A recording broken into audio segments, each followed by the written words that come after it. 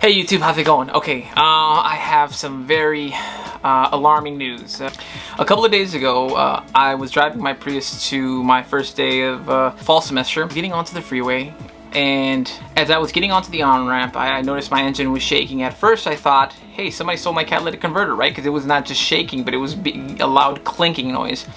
So I drove it about maybe 15 miles like that, and it was weird. At you know, around 30 RPMs, 30 to 40, my engine would shake. But when I started giving it some gas, around like 50 to 60, my engine would even out and everything would sound normal. But as I slowed down, lower RPMs, then it starts shaking. All right, guys. Good morning. So today. This is gonna be like my last attempt to try to fix the Prius. I tried cleaning the intake manifold. I tried to look at the EGR, and those will be. I didn't actually look at the EGR. I looked at the manifold before I checked the EGR. The manifold was perfectly fine. Like, there was dirt, but nothing crazy. Nothing that was clogging any holes. I still cleaned it out, put it back together, and it was running a little smooth. Then all of a sudden it started shaking. So I took it to the dealer. The dealer stated the shaking and everything was basically a bad engine and I needed to replace the engine. They quoted me $7,000. Now I think that it could be the ignition coils. So I'm going to change the ignition coils today, and you guys are going to watch me. And if it does that, you're going to see how fraudulent the dealers are. You know what I mean? This is like a $200 part. There's 4 of them. I'm changing all 4. We're gonna see what happens. Okay, guys? So stick around and let's do it.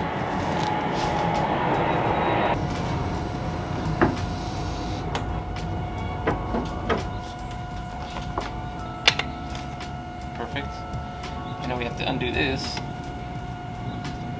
And we have to unclip these guys here. You don't want to lose these little things from the you know, windshield wipers, right? You want to save size 14. You get your ratchet 3/8. Let's do it.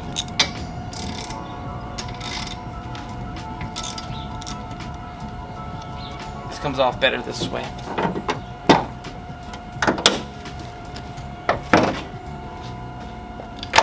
There you go.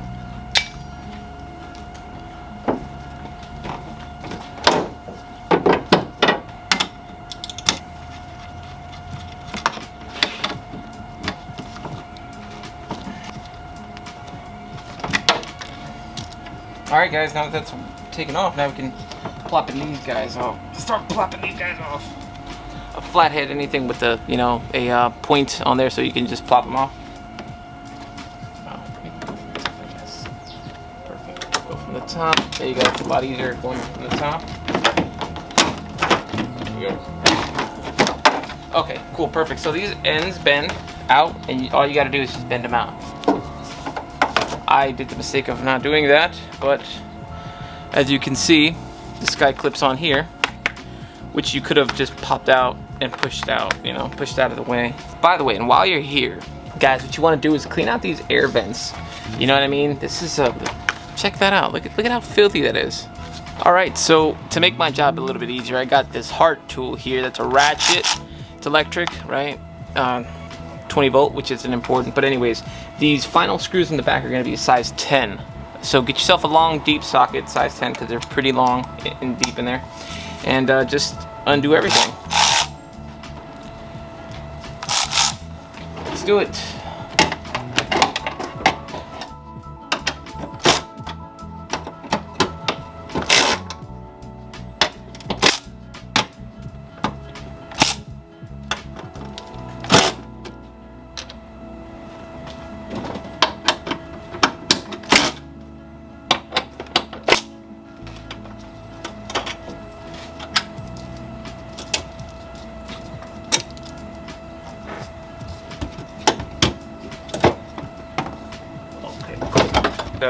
Grab these. You want to make sure you put these aside. I'm trying to do this by sections. Oh, but let's see. You can probably plop these out perfect. Get some needle nose, right? Little bend.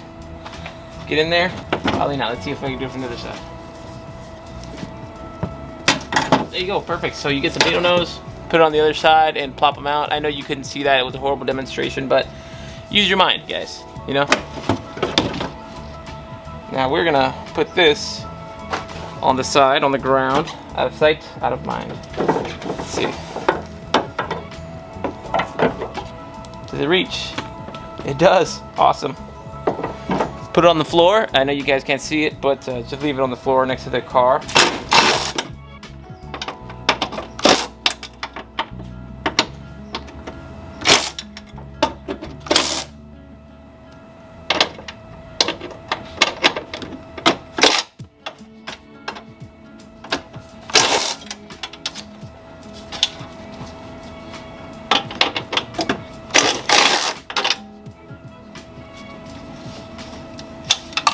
Oh crap. Okay, I'll grab that right now, guys. Nothing else. Look for any more screws. So there's 2 screws in the back here that you guys can't see. I mean, okay. So the 2 screws that I was talking about are horrible. They're right there. Those 2 guys. They're connected to the body. You need to take it off. If not, you know, look at how horrible this is, and you can't really take off the whole bottom structure to get to your ignition coil. So we're going to take those off and we'll see what happens.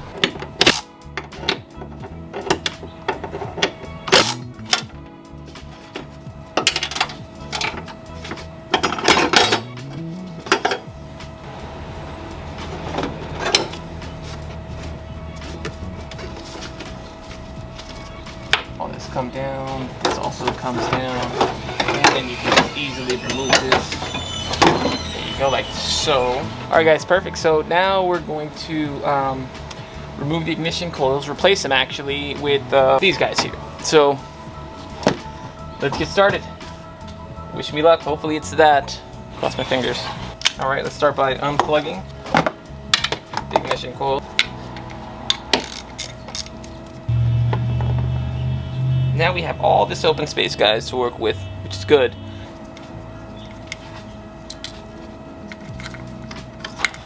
Okay, look at that. Look at that, guys. It's dirty, it's broken, smells weird. Hopefully this is a problem. Look, it's even ripped. So that's probably what was giving me a misfire. This is what I'm replacing it with. As you can see, the boot isn't ripped. Let me just make sure there's nothing in that hole.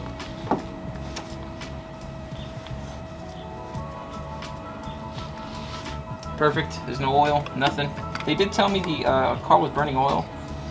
I don't think so. We'll see.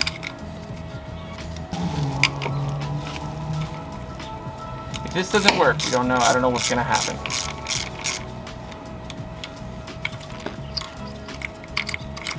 Okay, perfect. Now we're gonna do this. Perfect.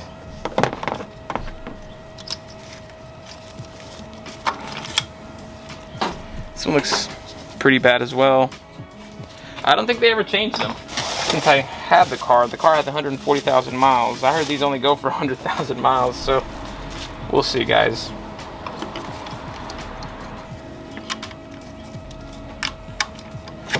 Get them hand tight, not too tight.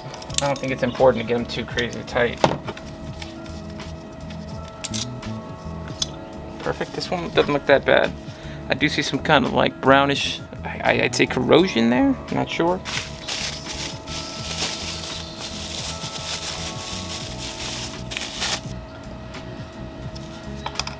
Now you can't.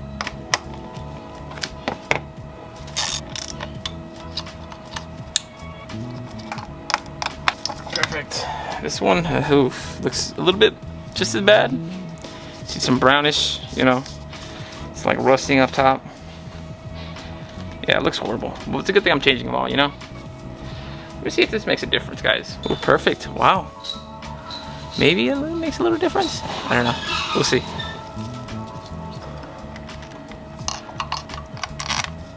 Remember, guys, I got quoted $7,000 for this car. That's crazy. And to make it even worse, or to put salt in the wound, the lady said, "You're just better off buying a new car." And kind of like a segue of her selling me a car. It's crazy, dude. It's crazy, man. You know, you just can't trust people nowadays, you know? But if I was ignorant and not knowing about cars, I would have probably said, yeah, let's do it, and lost $7,000. So let's make sure these are all tight again. All right, make sure everything's plugged in. And let's turn the car on.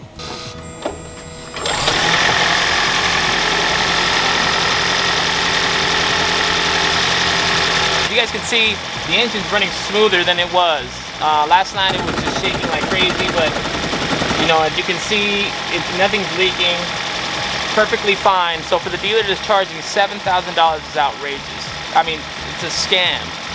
Any mechanic, I had a couple mechanics tell me it's the engine, I needed a new engine. So there were multiple people that didn't know how to properly diagnose this vehicle, or any type of vehicle for any matter, because I'm pretty sure people have gotten scammed. Here, I'm gonna put everything back and I'm gonna fast forward it for you guys, okay?